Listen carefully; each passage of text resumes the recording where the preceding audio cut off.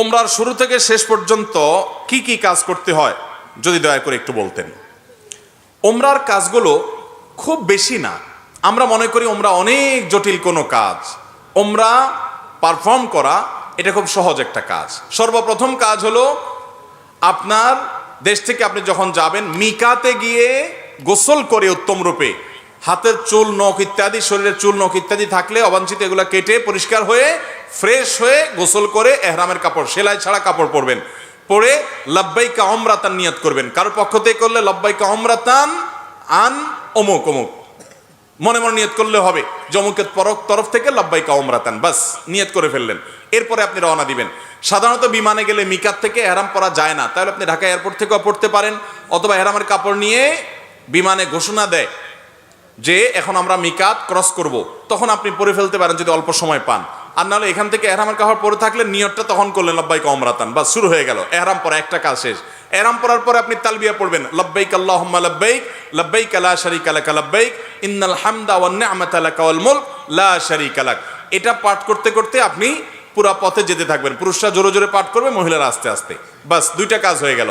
এহরাম পরা, গোসল করে উত্তম রূপে মিকাত থেকে নিয়ত করা এবং তালবিয়া পড়তে থাকা।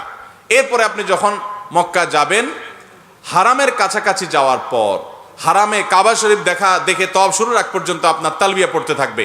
মসজিদে প্রবেশের সময় মসজিদে প্রবেশের সুন্নাহগুলো পড়বেন, আদায় করবেন, করে ভিতরে ঢুকে শুরুতে আগে তওয়াফ শুরু করবেন। 7টা চক্কর দিবেন। কাবাগরের হাজরা আসদ পাথরকে বাম পাশে রেখে ডান পাশে সবুজ লাইট রেখে বিসমিল্লাহি আল্লাহু আকবার বলে আপনি তওয়াফ শুরু করবেন। 7 বার চক্কর দিবেন, 7 বার। এই 7 বার চক্করের প্রত্যেক চক্করে আলাদা দোয়া নেই, তবে এই চক্করে দোয়া কবুল হয়। দারুণ দোয়া কবুলের একটা জায়গা। মনে আল্লাহর কাছে যত চাওয়া সেগুলো পেশ করবেন। এবং আপনি রুকনে ইয়ামানি বলে কাবার 4টা কোণার একটা কোণাকে, অর্থাৎ হাজর আসদ পাথর যে কোণা তার আগের যে কোণাটা আছে তওয়াফ করতে যেটা তার আগে পড়বে ওইটাকে রুকনে ইয়ামানি বলে। ওই কোণা থেকে হাজর আসদ পাথর কোণা, এই দুটার মাঝখানে একটা দোয়া আছে, রব্বানা আতিনা ফিদ দুনিয়া হাসানা ওয়া ফিল আখিরাতি হাসানা ওয়া কিনা আযাবান নার।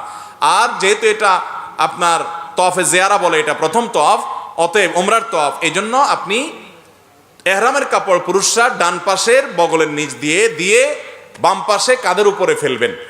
এটা করবেন। এটা করে আপনি এই তওয়াফটা শেষ করবেন। এবং প্রথম চক্করগুলো, প্রথম কয়েকটা চক্কর আপনি জোরে দিবেন, একটু জোরে জোরে দৌড়াবেন প্রথম 3টা চক্কর। এরপরে বাকি চক্করগুলো আপনি স্বাভাবিক থাকবেন। তো এই যে তওয়াফ 7টা দিবেন আপনি, প্রত্যেকবার হাজরতের পাথরের কাছে আসলে হাত দিয়ে ইশারা দিয়ে আল্লাহু আকবার বলবেন, বাস। আবার আপনি দোয়া করতে থাকবেন, এভাবে 7 চক্কর দিবেন। তওয়াফ করা শেষ, আপনি মাকাম ইব্রাহিমকে সামনে রেখে অথবা হারামের যে কোনো জায়গা দাঁড়িয়ে 2 রাকাত সালাত পড়বেন। প্রথম রাকাতে সূরা কাফিরুন, দ্বিতীয় রাকাতে সূরা কুল হুয়াল্লাহ। আর এই নামাজের আগে সম্ভব হলে কাবা ঘরের যে চৌকাট মুলতাজাম বলে ওইটা ধরে আপনি আল্লাহর কাছে দোয়া করবেন। এরপরে 2 রাকাত নামাজ পড়লেন, পড়া শেষ, জমজম পানি পান করে আপনি সাফা মারওয়া সাই করবেন। প্রথমে সাফা পাহাড়ে যাবেন এবং পড়বেন যে ইন্নাস সাফা ওয়াল মারওয়াতা মিন শাআইরিল্লাহ ফামান হাজ্জাল বাইতা ওয়া তামারা ফালা জুনাহা আলাইহি আন ইয়াতাওয়াফা বিহিমা। পুরো আয়াত পড়তে না পারলে ইন্নাস সাফা ওয়াল মারওয়াতা মিন শাআইরিল্লাহ এটুকু পড়লেও চলবে, যে সাফা এবং মারওয়া আল্লাহর নিদর্শনের অংশ। এরপর আপনি সাফা পাহাড়ে দাঁড়িয়ে লা ইলাহা ইল্লাল্লাহু ওয়াহদা আনজাযা ওয়াদা ওয়া নাসারা আবদা ওয়া হাজামাল আহজাবা ওয়াহদা এটা পড়বেন। এবং লা ইলাহা ইল্লাল্লাহু ওয়াহদাহু লা শারীকা লাহু লাহুল মুলকু ওয়া লাহুল হামদ ওয়া হুয়া আলা কুল্লি শাইইন কাদির এটা পড়বেন। এরপর আপনি কিবলার দিকে ফিরে 2 হাত তুলে, ওই যে কাবা শরীফের দিকে ফিরে 2 হাত তুলে মন খুলে দোয়া করবেন। দোয়া কবুলের জায়গায় সাফা পাহাড়। সাফা পাহাড় থেকে নবী সাল্লাল্লাহু আলাইহি ওয়াসাল্লাম সর্বপ্রথম ইসলাম প্রকাশ্যে প্রচার শুরু করেছেন, সেই স্মৃতি বিজড়িত জায়গা। আপনি দোয়া করবেন। এটা ইব্রাহিম আলাইহিস সালাম এবং ইসমাঈল আলাইহিস সালাম এবং মা হাজারার স্মৃতি বিজড়িত জায়গা। যাই হোক, সাফা পাহাড়ে দোয়া করার পর এরপরে আবদাউ বিমা বাদা আল্লাহ হবি, আল্লাহ সাফার নামে আগে শুরু করছেন, তা আমি এখান থেকে সাই করা শুরু করছি। হেঁটে যাবেন হলো কোথায়? মারওয়ায়। মারওয়া যাইতে মাঝখানে 2টা সবুজ লাইটের জায়গা পড়বে, ওখানে পুরুষে একটু জোরে হাঁটবেন, বাস এটুকু। এবং এই সাইর সময় আপনি জিকির আজকার তাসবিহ তেলাওয়াত করতে পারেন। তওয়াফের সময় ওযু থাকতে হবে, সাইর সময় ওযু না থাকলেও হয়ে যাবে, কিন্তু ওযু থাকলে ভালো। এবং তওয়াফ সাইয়ের মধ্যে ওযু ছুটে যায়, ওযু করে এসে আবার যেখান থেকে ছুটছে ওখান থেকে আবার কন্টিনিউ করতে পারবেন। মারওয়া পাহাড়ে চলে গেলেন, সেখানে গিয়ে আবার ওই যে কাবার দিকে ফিরে সাফা পাহাড়ে যা যা করেছেন ঠিক একইভাবে সবগুলো করবেন এবং দোয়া করবেন। ওখান থেকে আবার আপনি সবগুলো দোয়া পড়বেন। ওখান থেকে আবার আপনি সাফা পাহাড়ে আসবেন। তাহলে সাফা থেকে মারওয়া গেলেন একটা চক্কর, মারওয়া থেকে আবার আসলেন আরেকটা, আবার গেলেন আরেকটা, এভাবে মোট 7টা চক্কর দিতে হবে। সাফায় শুরু হবে, মারওয়া গিয়ে শেষ হবে। যে আসলে একটা না, গেলে একটা, গেলে আরেকটা, আসলে আরেকটা, এবার মোট 7টা হবে। 7 চক্কর শেষ, আপনার ওমরা শেষ।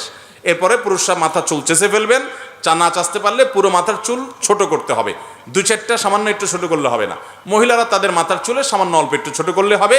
তাদের এহরাম হলো তারা স্বাভাবিক পোশাক আশাক পরবে, অতিরিক্ত সাজসজ্জা করবে না, এবং তারা মুখমণ্ডল এটার উপরে যদি ওড়না দিতে হয় অন্য পুরুষরা থাকে তাহলে সেটা যাতে আপনার মুখ বেঁধে রাখা না হয় সেটা খেয়াল রাখবে, কাপড় টেনে রাখবে যাতে পরপুরুষরা না দেখতে পারে। আর কোথাও পরপুরুষ না থাকলে মুখ খোলা রাখবে এহরাম পরা অবস্থায়। আর এহরাম পরা অবস্থায় পুরুষরা সুগন্ধি ব্যবহার করবে না, সেলা আলা পোশাক পরবে না, আন্ডারওয়্যার পরবে না, মাথায় টুপি মাথা ঢাকবে না, এই সমস্ত কাজ করবে না। কোনো পশু পাখি এমনকি আপনার মশা টশা ইত্যাদিও মারবে না, যথাসম্ভব তাড়িয়ে দিবে। অর্থাৎ এক কথায় এহরাম পরা অবস্থায় নিষিদ্ধ কাজগুলো সব করবে না। সাফা মারওয়ার সাই শেষ।